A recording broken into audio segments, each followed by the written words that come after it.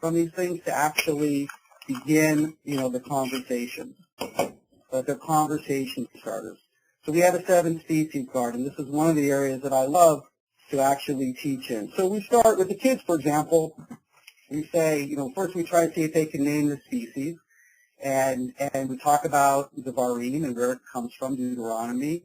And then we may ask a question about, what is the next holiday? And they'll answer, it's Rosh Hashanah. We talk about Shabbat. Shabbat is the next holiday. And then we start using, what do you first do on Shabbat? Well, you light candles. What's that? Olive oil. They didn't have candles back then. They had olive oil. Then you go into, what do you do next? You do the prayer over the wine, Kiddush. And we talk about grapes, Geffen, wine, and Jewish life, and how do we celebrate. And we can go to, again, all different directions. Just using the grape leaf or grapes as a trigger, it can go into various directions.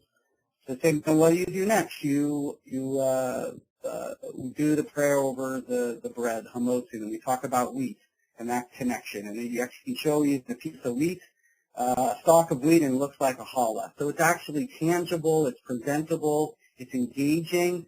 Then we often nosh on a lot of these things while we're doing it, so they're eating. It's very sensory, and that's sort of, our model of Jewish education is really how do we engage the 5 senses? How do we touch it? How do we see it? How do we eat it? If there's something that we can hear, that's great, and feel, it's all wonderful and engaging. We talk about how a pomegranate can be a Jewish fruit. We talk about the mitzvot, the 613, myth or fact or whatever you might believe. We show that there's a Magen David on top. We talk about Torah crowns and rimonim, and that and how rimonim is used in different, whether you're in the Israeli army or whether in you're crowning the Torah. We go from the fig to, again, all different discussions. We go right to sheets. We go to Adam and Eve. We talk about the fig leaf, the first first leaf or tree that's named in the Torah.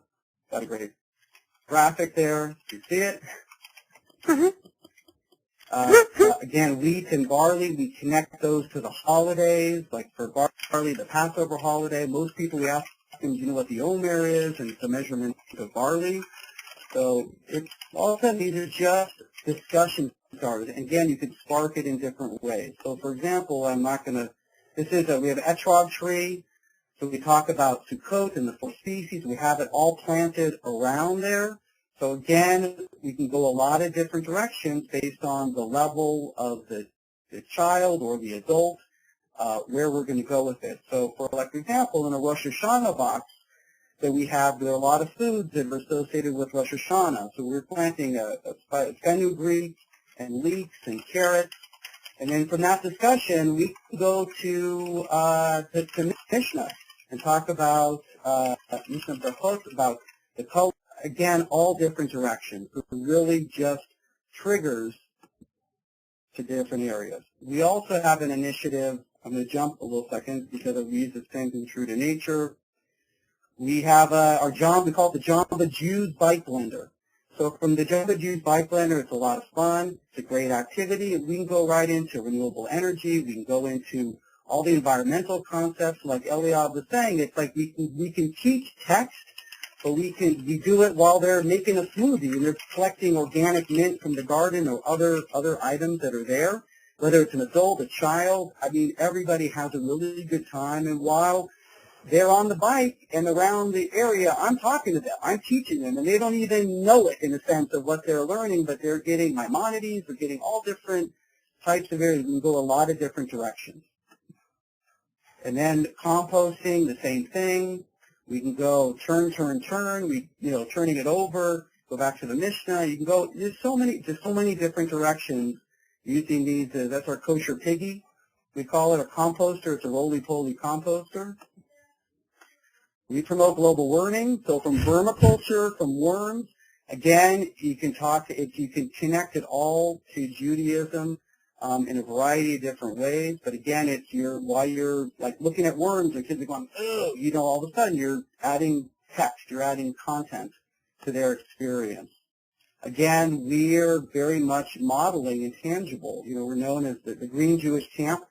And it's really something that we can, right there, they're looking at, they're touching it. Actually, right next to the farm, there is our pool, and it's all solar powered. There's a big solar array, so they can actually touch it and see the difference between photovoltaic and the PVC that's running for the solar, and they're right there, and then we can do those connections again. That's actually it right there. Forgot I had a picture. Oh, and that's the overview. So again, it's just for our model that we find is, oh, give me so right again. How am I on time? Am I good? You have about 4 more minutes. Perfect. So in terms of our model, again, it can really be done anywhere. We're doing it, again, at Valley Beth Shalom, which is a large synagogue in Los Angeles. We created 4 gardens there. That one the religious school is using, one the day school is using, one special needs, one the nursery school. They created curriculum around those. They're actively using them. It's not a lot of space, so they created a 7-species garden. They created a Paya garden. They created these different areas that they're able to use, and just, again, the kids love it. They love to engage in it. They're actively planning. They're a participant in the garden, and while they're doing it, they're also learning about their Judaism.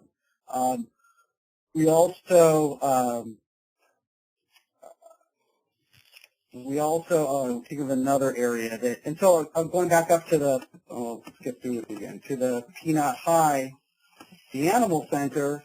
That's where right before we go in, oops, I'm skipping some stuff here. I'm just going to end it. Before we go in there, we have an area that we have a whole discussion and connecting it, Balei Chaim and other issues, bringing in text again, not that they're just reading the text, but before they go in and they're actually touching the animals, that they're able to actually learn while they're experiencing it. So again, it becomes a really interactive sensory experience and actually very engaging where, again, you can use it as a model really anywhere. I'm going to actually end early because I don't know if there's anything else that, in terms of we can go to more questions, would probably be more appropriate. Is that okay? Yep. Okay. So first of all, Bill, thank you so much. I appreciate you sharing that with us. I loved how you talked about the tactile nature of learning and the work that you do, and really using that as triggers as well as the visual triggers and trying to create a sensory experience. Before I go on to share what another educator requested that I share during this, I wonder, you talked about creating gardens at schools.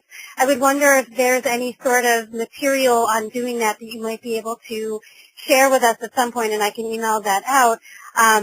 If you're comfortable doing that, to share that, I think it would be very beneficial for everybody creating this.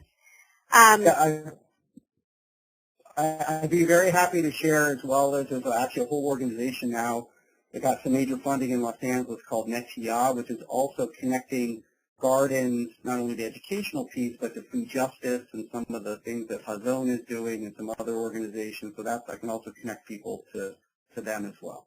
Excellent. Thank you so much. So before we move on to questions, I heard from an educator, Fern Amper, who is the Jewish Early Childhood Education Consultant in Teaneck, New Jersey. And she requested, when she saw the lineup of what we were doing and read the piece, she sent me an email saying that she wanted to make sure that we added in 2 things. The first was the early childhood educator perspective, and the second is a non-liberal Jewish perspective. So she sent me a little something. I'm going to read it quickly, and then she also gave some different suggestions. So if anyone's interested in other ways to take this discussion forward, early education-wise, then you can contact me and I can provide that for you. So she said, I want to provide some relevant thoughts about the important topic of nature and outdoor education from the perspective of Jewish early childhood education.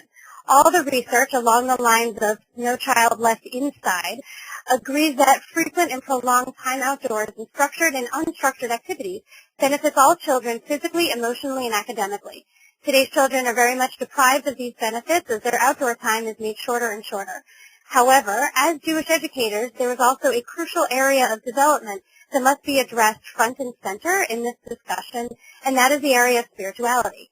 when Jewish children are brought into frequent and intimate contact with nature and